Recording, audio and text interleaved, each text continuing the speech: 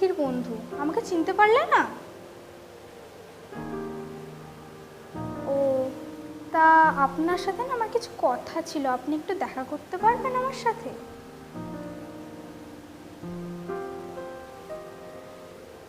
হ্যাঁ, আমি আপনাকে সময়টা পরে ফোন করে বলে দেবো, কিন্তু আপনি কিন্তু প্লিজ আসবেন। হ্যাঁ, ওকে, রাখছি। রাজীব, আমার দিদি তোমাকে খুব ভালোবেসেছিল, আর তুমি তুমি আমার দিদিকে অপমান করেছো। সেই